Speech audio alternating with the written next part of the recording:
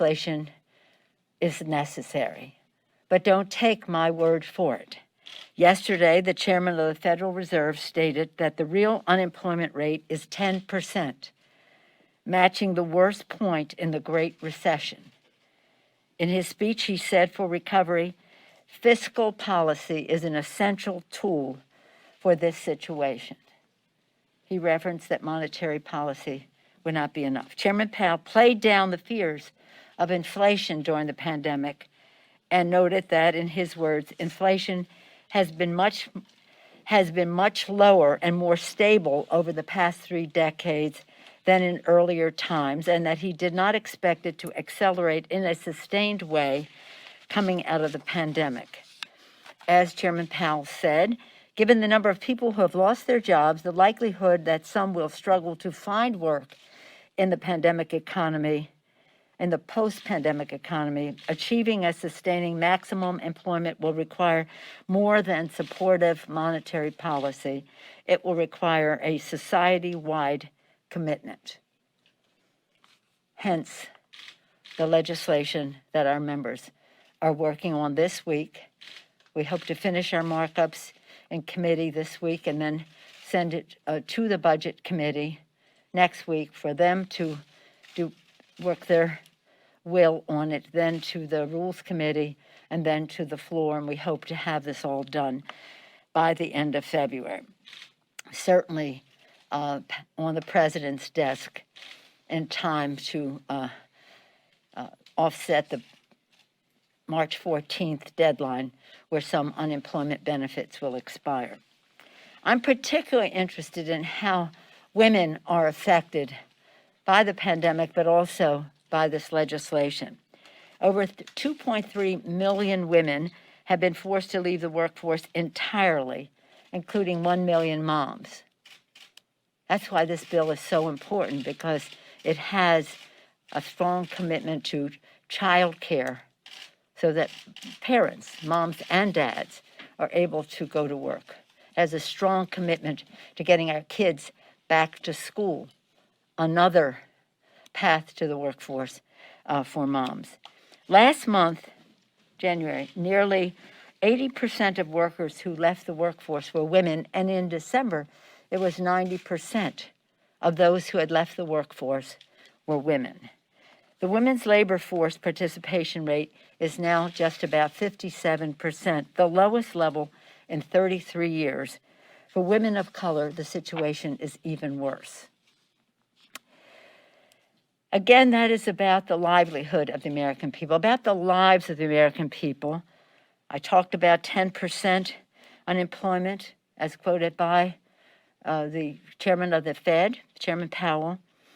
Another number that is just so sobering is 470,000 Americans have died of the coronavirus. 470,000. Again, this legislation that we're passing now so addresses the needs of the American people when it comes to the coronavirus. It's about the lives and the livelihood of the American people. We're proud, again, of our committee chairs who are moving ahead expeditiously with 9 committees working on marking up legislation for the American Rescue Plan this week. They're moving forward to crush the virus. The funding there for virus production, distribution, for testing, et cetera, for other funding in terms of access to health care. Again, the goal is to put vaccines in people's arms, children back in school, workers back in their jobs, and money in people's pockets.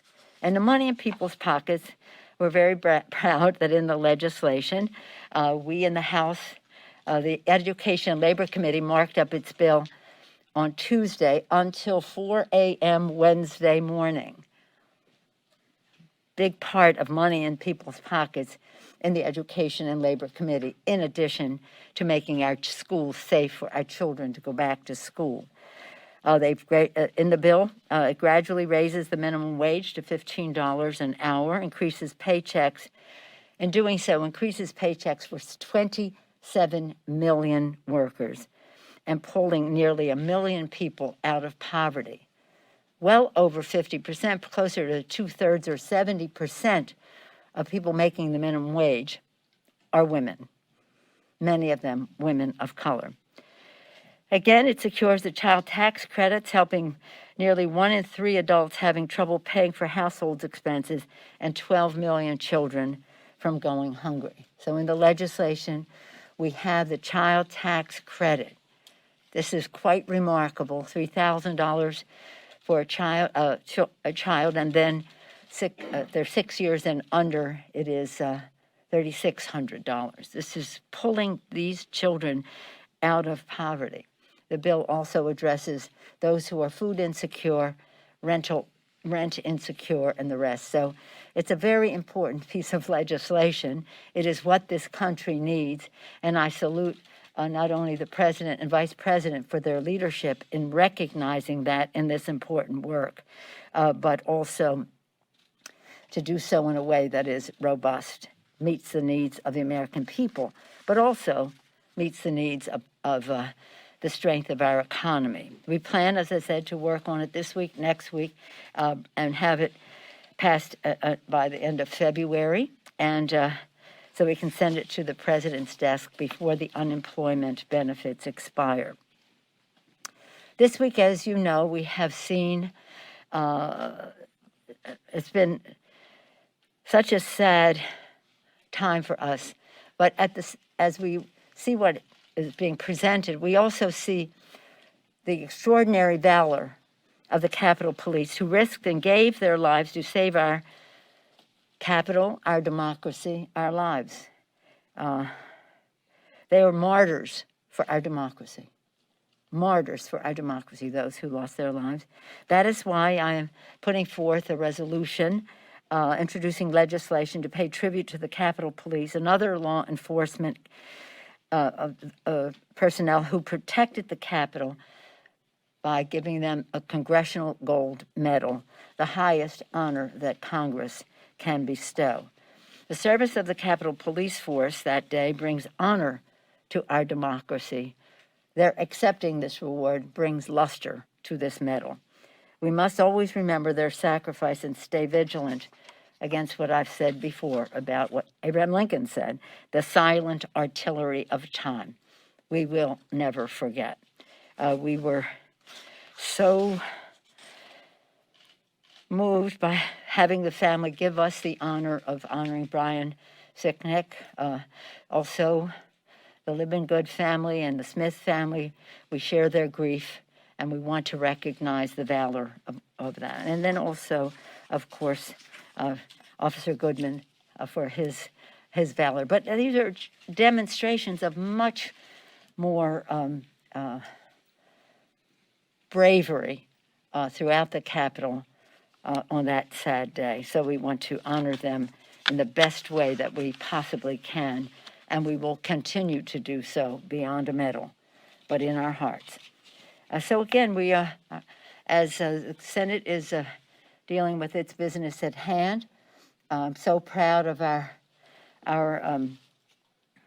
just overwhelmingly proud of our managers led by Jamie Raskin, but at the same time, we're getting our work done to meet the needs of the American people, to crush the virus, to put our children back in school, money in people's pockets, again, people back to work. The lives and the livelihood of the American people are our responsibility. 470,000 people have died. We have to call a halt to that. Any questions? Missy? Yes, sir. Will the bill that you send to the Senate have a $15 minimum wage in it? Yes, it will. It will, yes. We're very proud of that. As I said, 27 million people will get a raise, 70% of them women, and we will be sending that. Yes, sir. Yeah. What do you got? Yeah. Good morning. Thank you. Obviously, compelling presentation yesterday, video, heart-wrenching at times. But if the managers, regardless of what they do... May I just, before you spend any more time on it, I have not said anything. You haven't heard me talk about impeachment in the past weeks leading up to this. They are making the case. I'm not going to be responding to what happened yesterday or what might happen today, except to salute them for the excellence of what they have presented and how proud we are of them. So I won't be answering any questions. in Can I that frame regard. something slightly, if I can get to the crux of the question, maybe you don't want to talk about it. Let's hear it, yeah. But if that doesn't convince Republican senators, 60 seconds, what does that say? Well, you know, again, let's let the presentation work its way out. American people, we're in a court of the Senate right now. We're also in the court of public opinion. We're in the court of our families who will make judgments about us, and we're a court of history. Yes, sir. In your estimation, why was the Capitol not better prepared for the potential of violence on January 6th? Well, Why was yeah. National Guard not called in at that time? And who ultimately Are bears you responsibility? familiar with what's on the internet now about what the Secretary of Defense said in response to the request for the National Guard? This will all be, this morning I was briefed again by General Honore and was so honored and blessed by his service, and another general, General Singh, who's working with him on making some recommendations to us about how we go forward. And that will be part of the commission to review the command and control, the interagency cooperation or lack thereof. One important thing would be really good if Washington, D.C., if the District of Columbia could operate as a state, as any governor can do, is to call out the National Guard without getting the permission of the federal government. It shouldn't have to happen that way. And if you see the letter, January 4th letter from the Secretary of Defense saying what he wasn't going to do, it's most unfortunate. But I think everything has to be subjected to the harshest review to make sure this doesn't come again. We couldn't be in better hands than General Honore, who has such experience and commands so much respect in this regard. And then further to that, to pursue a longer term. What General Honore is recommending to us is the here and now, but a larger look at how we got here, where we go from here. Yes, ma'am. Madam Speaker, a couple of weeks ago, you said that the enemy is within the House of Representatives. That's Given that, do you feel comfortable I said the enemy is within. Within. I didn't say that. Do you feel comfortable inviting President Biden to give his joint address? Can you explain the holdup? Is it due to COVID precautions, or is it largely because of these violations of the floor that we've been seeing last It'll be up to, again, everything that we do in this regard in terms of security, et cetera, relating to COVID and relating to security is in the hands of the Sergeant Arms and the Capitol Police and the Capitol Physician. And so they'll make a recommendation about how we're able to do that spatially. I mean, how many people? When we swore in members on opening day, only the freshman members, the brand new freshman members, were able to have a guest, a child, not even a child of a certain age, older child or parent there. Only the new members. I, as new Speaker of the House, couldn't have any family member there to see me sworn in as Speaker. So they decide what that number is and what the criteria are for it. And same thing will hold for the President coming to make a State of the Union address. That we won't be doing any of that until we pass our COVID bill. That's the first order of business. Yes, sir. Madam Speaker, with so many Republican senators indicating that they're prepared to vote for acquittal, what other avenues of accountability do you think there will be, and would you like to see for former President Trump?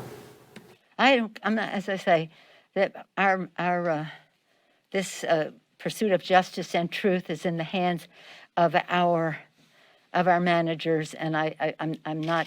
I will have some things to say maybe next week, but not this week. Let's just see what the case is and what their response is to it. But I'm not acting upon something that hasn't happened yet. You have mentioned the commission in the past. The commission, for sure. That has nothing to do with President Trump. That has to do with what you asked about. It's about the security. How did this happen? Where do we go from here?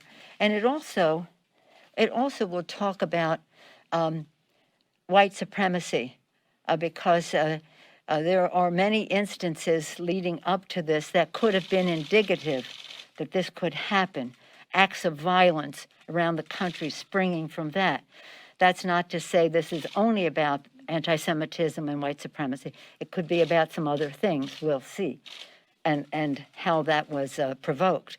But in terms of the commission, we're listening to folks about what answers we need in that regard, particularly listening to General Honore about what would be the most useful to protect us as we go forward. Yeah. But next week I may have some comments to make, but I'm not, I haven't said anything. Most of our members have not. We've just respected the path of our managers. We couldn't be prouder of their presentation, and we don't want any static from any of the rest of us. Madam Speaker, can you Yes. address the one argument that many of the Republican senators are already making, and that is that it's not valid to even have this trial because you're dealing with somebody who's a former president, and yet you in the House impeached him before, while he was still a president. This act occurred while he was still president, but the trial shifted till after he left the White House. What do you think about that argument of, an impeachment occurring at one point, but now people saying you can't try him because the actual trial didn't take place till afterwards? Actually, again, this is not into the guts of the trial, but when we passed the article of impeachment, and then we were prepared, actually lined up to take it over to the Senate. We were told early in the day that the Senate, even though they were not in session, could receive the article, and the managers were prepared to take it over. As they were preparing for that, we got word from the Senate that if it's not in session, you cannot bring it over.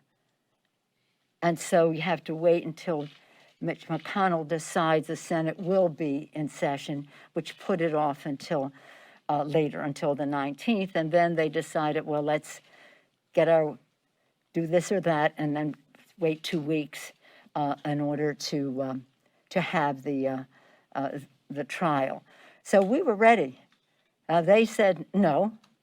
In fact, one of them even said if you bring it over here and just leave it with the Secretary of the Senate, it could be destroyed. I don't know if that's true. They could just ignore it and say, we weren't here, we never got it. But it's a little disingenuous to say that. But separate and apart from that, what I just told you is totally unnecessary, because the fact is that the Senate voted and the Constitution allows for someone to be tried after they are no longer in office, or else, as Jamie said, you have a January exception. You got to get out of jail free card, do whatever you want, as long as the Senate is an accomplice in terms of putting it off, you're saved. But in any event, all that I said about when we were going and all is interesting, but it's not dispositive of the interest of the issue, because the Constitution is dispositive of that. Okay? All right. Well, thank you all very much. Thank you.